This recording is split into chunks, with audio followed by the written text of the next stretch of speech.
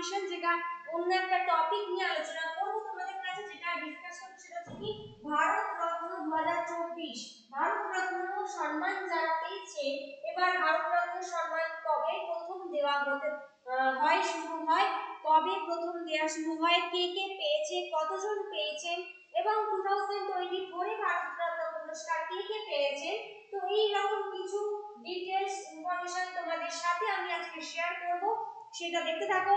আশা করি তোমাদের ভালো লাগবে এবং পুরো ভিডিওটা দেখতে থাকো। এখান থেকে কিন্তু ছোট ছোট ইম্পর্টেন্ট প্রশ্ন কিন্তু তোমাদের আসতে পারে এরকম কম্পিটিটিভ এক্সামগুলোতে, যেখানে ভারত রত্ন পুরস্কার নিয়ে কিন্তু বিভিন্ন বিষয়তে প্রশ্ন আসে। তো চলো আমি কন্টিনিউ করি ভারত রত্ন 2024 আজকে আমাদের যে মেইন টপিক। আচ্ছা, প্রথমে প্রশ্ন আসতে পারে ভারতরত্ন পুরস্কারটা কি।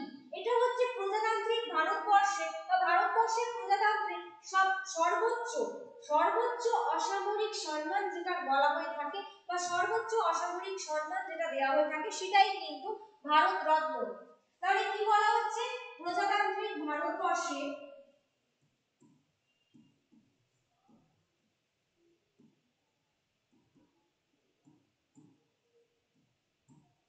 সর্বোচ্চ অসামরিক সম্মান, ঠিক আছে, যেটা কিনা ভারত রত্ন।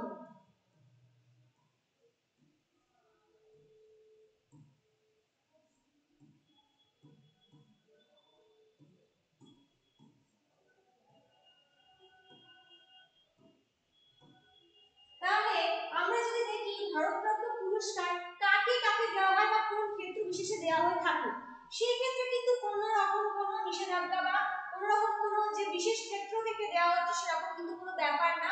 এখানে জাতি ধর্ম বর্ণ লিঙ্গ ভেদে, লিঙ্গ নির্বিশেষে, জাতি ধর্ম বর্ণ নির্বিশেষে কিন্তু সর্বোচ্চ বিশিষ্ট সেবা প্রদানের ক্ষেত্র থেকে বিভিন্ন বিভিন্ন ফিল্ড থেকে, যেটা আর্ট ফিল্ড হতে পারে, শিল্প আর্টের ফিল্ড হতে পারে, বিভিন্ন বিজ্ঞানের ফিল্ড হতে পারে, অন্য যে কোনো ফিল্ড থেকে কিন্তু দেওয়া হতে পারে যে ব্যক্তিত্বকে, এমন ব্যক্তিত্ব যে বিশিষ্ট সেবা প্রদান করেছে এবং সেরকম তাকে সর্বোচ্চ অসামরিক সম্মান দেওয়া হয়। এবং এর কোনো জাতি ধর্ম বর্ণ ভেদাভেদ নেই, জাতি ধর্ম বর্ণ লিঙ্গ নির্বিশেষে কিন্তু এই ভারত রত্ন পুরস্কারটা দেওয়া হয়ে থাকে। প্রত্যেক বছর কিন্তু সর্বোচ্চ 3 জন ব্যক্তিকে ভারত রত্ন পুরস্কার দেওয়া হয়। প্রশ্ন আসতে পারে একদম প্রথম যখন ভারত রত্ন পুরস্কার দেওয়া হয়ে থাকে সেই সময়টা কত সালে প্রথমবার ভারত রত্ন পুরস্কার দেওয়া হয়ে থাকে। উত্তর হবে কি 1954। ঠিক আছে, 1954 সাল আর দিনটা হচ্ছে 2 জানুয়ারি। সেই দিনটা থেকে কিন্তু এই ভারত রত্ন পুরস্কারে সম্মানিত করা হয়। প্রথমবার ঘোষণা করা হয়, প্রশ্ন আসতে পারে এই যে ভারত রত্ন পুরস্কার দেওয়া হয় 1954 সাল থেকে শুরু হলো, সেটা ফার্স্ট টাইম অ্যানাউন্স কবে করা হয়, অর্থাৎ ভারতবর্ষের ভারত রত্ন পুরস্কারটা প্রথমবার ঘোষিত হয় কবে, কত সালে, সেটা হচ্ছে 1954 সালের 26 জানুয়ারি, প্রজাতান্ত্রিক দিনে, প্রজাতন্ত্র দিবসের দিনে কিন্তু ঠিক 1954 সাল, সেই দিনটাতেই কিন্তু প্রথমবারের মতো ভারত রত্ন পুরস্কারটাকে ঘোষণা করা হয় বা সম্মানিত করা হয়। যেটা এই ভারত রত্ন পুরস্কার একটা highest civil award, highest civilian award Bharat Ratna, ঠিক আছে। আচ্ছা, যে কোনো ফিল্ড থেকে কিন্তু এটা দেওয়া হয়ে থাকে, যে কোনো, আমি আগেও বললাম, যে কোনো ফিল্ড থেকে কিন্তু ভারত রত্ন পুরস্কার দেওয়া হয়ে থাকে, এটা একটা হাইয়েস্ট সিভিলিয়ান অ্যাওয়ার্ড। আচ্ছা, এর মধ্যে টোটাল 2024 সাল পর্যন্ত আমরা দেখি সর্বমোট 50 জনকে কিন্তু ভারত রত্ন পুরস্কার দেওয়া হয়েছে। ইতিমধ্যে কতজনকে দেওয়া হয়েছে, 50 জনকে, ঠিক আছে। 1954 সালে যারা যারা ভারত রত্ন পুরস্কার পেয়েছে তারা কিন্তু সর্বোচ্চ প্রথম, তাই তো, সর্বপ্রথম কারা কারা ভারত রত্ন পুরস্কার পেয়েছেন বা 1954 সালে কারা কারা ভারত রত্ন পুরস্কারে সম্মানিত হয়েছে তাদের নামটা আমরা একটু জেনে নিই। যেখানে 1954 সালে রাজনীতিবিদ রাজা গোপালাচারী, চক্রবর্তী রাজা গোপালাচারী পেয়েছিলেন, দার্শনিক সর্বপল্লী রাধাকৃষ্ণন পেয়েছিলেন, বিজ্ঞানী চন্দ্রশেখর ভেঙ্কট পেয়েছিলেন, এনারা কিন্তু ভারত রত্ন পুরস্কার পেয়েছেন। তাহলে আমি বললাম আগেও যে প্রত্যেক বছর কিন্তু 3 জনকে সর্বোচ্চভাবে ভারত রত্ন পুরস্কার দেওয়া হয়ে থাকে। একদম ফার্স্ট টাইম যখন ভারত রত্ন পুরস্কার ঘোষণা করা হয় বা অ্যানাউন্স করা হয়, সেইখানে কিন্তু 3 জন ব্যক্তি ছিলেন যারা কিনা রাজনীতিবিদ চক্রবর্তী রাজা 1954-তে, দার্শনিক সর্বপল্লী রাধাকৃষ্ণন পেয়েছিলেন, আর বিজ্ঞানী চন্দ্রশেখর ভেঙ্কট রামন পেয়েছিলেন। এই তিনজন ব্যক্তি তারাই কিন্তু এই ভারত সম্মান পুরস্কার সর্বপ্রথম কিন্তু পেয়েছিলেন। তারপর থেকে টোটাল 45 জন কিন্তু এই পুরস্কারটা পেয়েছেন বা ভূষিত হয়েছে।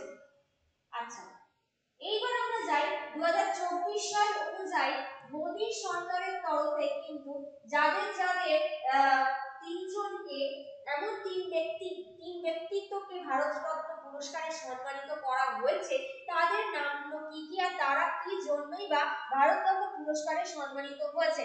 প্রথম হচ্ছে মোদী সরকার লাল কৃষ্ণ আদবানি, যিনি কিনা কাপুরি ঠাকুরকে ভারতরত্ন দেওয়ার কথা ঘোষণা করেন। ঠিক আছে, প্রধানমন্ত্রী নরেন্দ্র মোদী বলেছিলেন এই প্রবীণ বিজেপি নেতা লাল কৃষ্ণ আদবানি, জানি আমরা প্রবীণ বিজেপি নেতা এবং বিজেপি পার্টির তরফ থেকে কিন্তু তাকে লৌহ মানব বলা হয়ে থাকে। ঠিক আছে, এই প্রবীণ বিজেপি নেতা এবং প্রাক্তন উপপ্রধানমন্ত্রী লাল কৃষ্ণ আদবানি দেশের সর্বোচ্চ কিন্তু নাগরিক সম্মান ভারতরত্ন পেল এইবার 2024 সালে। ঠিক আছে, এবং মোদী সরকার তার 10 বছরের মেয়াদে এই পর্যন্ত 10 জনকে কিন্তু ভারতরত্ন দিয়েছে। তাহলে কতজনকে দিয়েছেন টোটাল? তিনি যখন সরকারের মানে ক্ষমতায় আসেন, তার ক্ষমতায় আসার পর কিন্তু তিনি গোটা 10 বছরে 10 জনকে ভারতরত্ন পুরস্কার দিয়েছেন। আর এই বছর কাকে দিয়েছেন? মোদীজি, মোদী সরকারের তরফ থেকে কিন্তু লাল কৃষ্ণ আদবানি, যিনি প্রবীণ বিজেপি নেতা এবং কিন্তু প্রাক্তন প্রধানমন্ত্রী বলা যেতে পারে, তাকে কিন্তু লাল কৃষ্ণ আদবানিকে কিন্তু এই সম্মানে ঘোষণা করা হয়েছে বা ঘোষিত হয়েছে। লাল কৃষ্ণ আদবানি এমনই একজন ব্যক্তিত্ব, তিনি কিন্তু রাম জন্মভূমি আন্দোলনের জন্য মেন কান্ডারি বলা হয়ে থাকে, বা রাম জন্মভূমি যেটা অযোধ্যা, সেই অযোধ্যা উদ্ধারের জন্য যে আন্দোলন করা হয়েছিল, সেই আন্দোলনের কিন্তু নেতৃত্ব দেন কে? লাল কৃষ্ণ আদবানি। তার নেতৃত্বে কিন্তু দেশের হিন্দুরা আবেগে উস্কে উঠেছিল এবং সেইখানে সালটা ছিল কোথায়? কখন সাল ছিল? কিন্তু 1992 সালে, যে অযোধ্যাকে মুক্তির আন্দোলন বা অযোধ্যা রামের জন্মভূমি সেইটাকে পুনরুদ্ধার করবার জন্য যে আন্দোলনটা সংগঠন করা হয়েছিল, সেই আন্দোলনের নেতৃত্ব দিয়েছিলেন কিন্তু লাল কৃষ্ণ আদবানি। ঠিক আছে, এইবারে তিনি রামনাথ দিয়ে গোটা দেশ প্রদক্ষিণ করতে বেরিয়ে পড়েন এবং উত্তরপ্রদেশ থেকে শুরু করে সেই যাত্রা হয় শুরু। কিন্তু বিহারে লাল কৃষ্ণ আদবানির রথ আটকে দেন কে? তৎকালীন মুখ্যমন্ত্রী লালু প্রসাদ যাদব।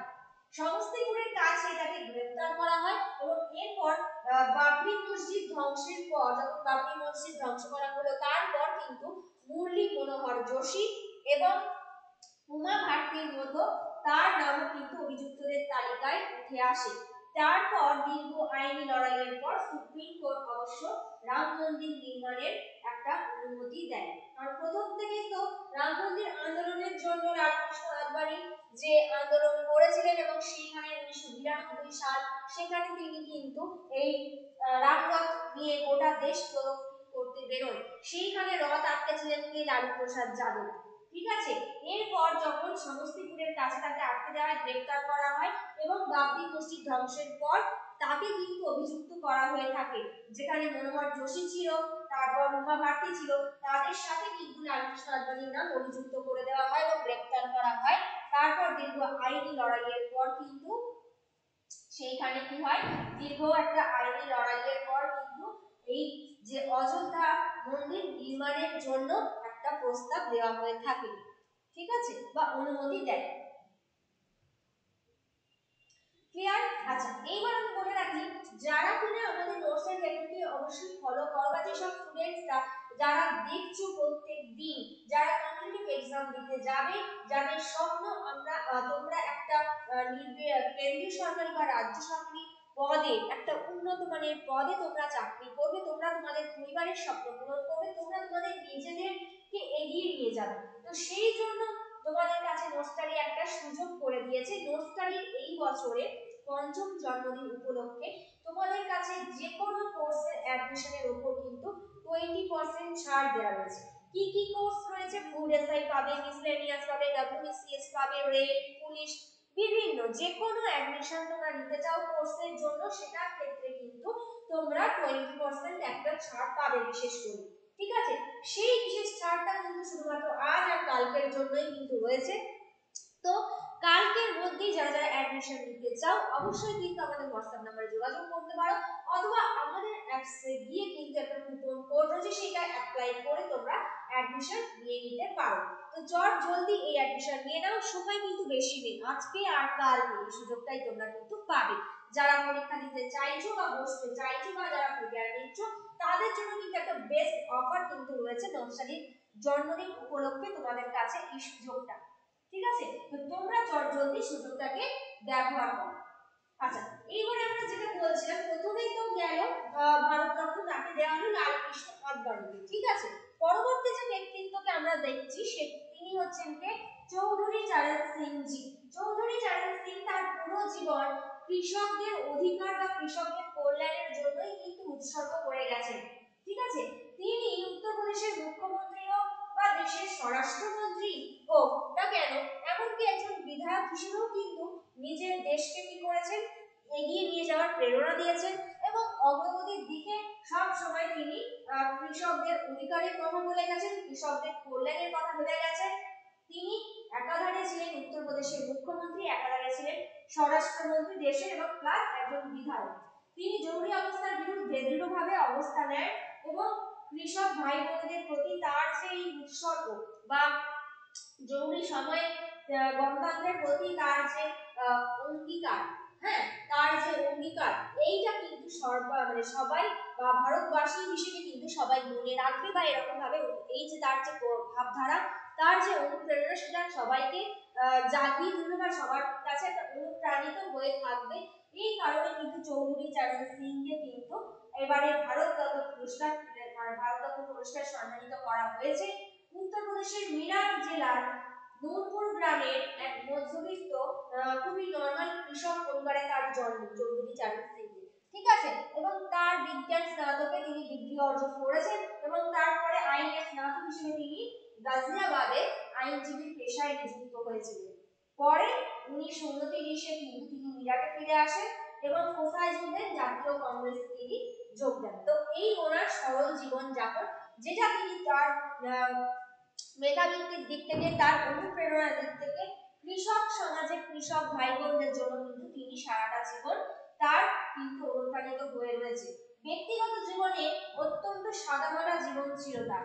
অবসর সময় লেখাপড়ার সঙ্গে তিনি যুক্ত থাকতেন এবং ভারতবর্ষের পঞ্চম প্রধানমন্ত্রীও ছিলেন কিন্তু এই চৌধুরী চরণ সিং। তাহলে প্রশ্ন আসতে পারে ভারতবর্ষের পঞ্চম প্রধানমন্ত্রী হিসেবে কে ছিলেন, তাহলে উত্তর কি হবে, চৌধুরী চরণ সিং। উত্তরপ্রদেশ বিধানসভায় তিনি প্রথমবার নির্বাচিত হন, আর প্রথমে 1937 এর ছাপড়াউলি থেকে, তারপর 1946, 52 আর 62, 67 এ ওই কেন্দ্রেরই প্রতিনিধিত্ব করেন হচ্ছে তিনি। ঠিক আছে, 1946 সাল নাগাদ পণ্ডিত গোপী বল্লভ পান্ত সরকারের সংসদীয় সচিব হিসেবে তিনি নিযুক্ত হন, আর 1951-তে তিনি জুন মাসে রাজ্যের পূর্ণ মন্ত্রী হিসেবে তাহলে তিনি নিযুক্ত হন। এই তার টোটাল কর্মজীবন। ব্যক্তিগত জীবন খুবই সাদামাটা, তার সাথে তিনি ছিলেন পঞ্চম প্রধানমন্ত্রী। তারপরে কিন্তু 1946-এ যে উপরিউক্ত যে সালগুলো রয়েছে এই সালগুলোতে তিনি ওই কেন্দ্র থেকেই প্রতিনিধিত্ব করেন। তারপরে তিনি পূর্ণমন্ত্রী হিসেবে নিযুক্ত হন কত সালে, 1951। ক্লিয়ার? আচ্ছা, এই বিষয়গুলো কিন্তু ভালো করে দেখতে হবে, তোমাদের কম্পিটিটিভ এক্সামের জন্য এই ভারতরত্ন পুরস্কার নিয়ে প্রচুর প্রশ্ন আসে, তাই নোট ডাউন করে নিতে পারো। আচ্ছা, এরপর যাকে দেওয়া হয়েছে তিনজন ব্যক্তিত্ব বললাম, দুজন ব্যক্তিত্ব হয়ে গেল। লাস্ট যে ব্যক্তিত্বকে দেওয়া হয়েছে ভারতরত্ন পুরস্কার 2024-এ, তিনি হচ্ছেন একজন বিশিষ্ট পণ্ডিত, রাজনীতিবিদ নরসিংহ রাও। বিভিন্ন সময় ক্ষমতায় থেকে তিনি দেশকে সেবা দান করে গেছেন। অন্ধ্রপ্রদেশের মুখ্যমন্ত্রী, কেন্দ্রীয় মন্ত্রী এবং বহু বছর ধরে সাংসদ ও বিধানসভার সদস্য হিসেবে তিনি কাজ করেছেন। ঠিক আছে, তাহলে কি কে ছিলেন, অন্ধ্রপ্রদেশের মুখ্যমন্ত্রী ছিলেন, কেন্দ্রীয় মন্ত্রী ছিলেন এবং সাংসদ বিধানসভা সদস্য তিনি ছিলেন। এবং তাকে আজও স্মরণ করা হয় তার দেশের প্রতি বিভিন্ন সময় ক্ষমতা থাকার সময় মানে দেশকে কি করেছেন, তিনি সেবা দান করে গেছেন এবং তার যে কার্যাবলী কিন্তু দেশকে আরো অগ্রগতির দিকে নিয়ে গেছে। তার যে দূরদর্শিতা, তিনি যে বিশিষ্ট রাজনীতিবিদ ছিলেন তার পাশাপাশি ছিলেন কিন্তু তার যে দূরদর্শী ভাবনা, সেই দূরদর্শী ভাবনা কিন্তু তাকে এই ভারতরত্ন পুরস্কারে সম্মানিত করায়। আছে, ভারতকে অর্থনৈতিকভাবে তার দূরদর্শিতাতে যারা সহায়তা করে, ভারতের যে অর্থনৈতিক উন্নতি বা অর্থনৈতিক প্রগতিকে তিনি কিন্তু সহায়তা বিশেষভাবে করে থাকেন তার দূরদর্শিত ভাবনার সাহায্যে। ঠিক আছে, দেশের সমৃদ্ধি বা উন্নয়নের দৃঢ় ভিত্তি স্থাপনে কিন্তু তিনি একটা গুরুত্বপূর্ণ ভূমিকা পালন করেন। দেশের অর্থনৈতিক বেস বা দেশের অর্থনৈতিক মূল ভিত্তি স্থাপনের জন্য তার অবদান অনস্বীকার্য এবং সেই অনুপ্রেরণাকে কাজে রেখে সেই তাকে স্মরণে রেখে কিন্তু 2024 বি নরসিংহ রাওকে কিন্তু কি করা হয়, ভারতরত্ন পুরস্কারে সম্মানিত করা হয়। তো এই রকম আরো ব্যক্তিত্ব আছে যারা ভারতরত্ন পুরস্কার পেয়েছে। তো এই আমি মেন 2024 বিষয়টা আমি আলোচনা করলাম, তোমাদের সাথে শেয়ার করলাম। আশা করি তোমাদের ভালো লাগলো। এরকম আরো কিছু যদি গুরুত্বপূর্ণ ইনফরমেশন তোমরা পেতে চাও তার জন্য কিন্তু অতি অবশ্যই আমাদের পেজকে ফলো করতে হবে, আমাদের চ্যানেলটাকে দেখতে হবে, পুরো ভিডিওটা দেখতে হবে, তবে কিন্তু তোমরা প্রচুর ইনফরমেশন এখান থেকে পাবে যেগুলো তোমাদের এক্সামের জন্য খুবই হেল্পফুল। ঠিক আছে, তো আজকের মতো এইটুকু রইলো। ততক্ষণ পর্যন্ত ভালো থেকো, ভালো করে পড়াশোনা করো, প্র্যাকটিস করতে থাকো এবং যা যা ইনফরমেশন শেয়ার করলাম সেগুলোকে ভালো করে দেখে নিও।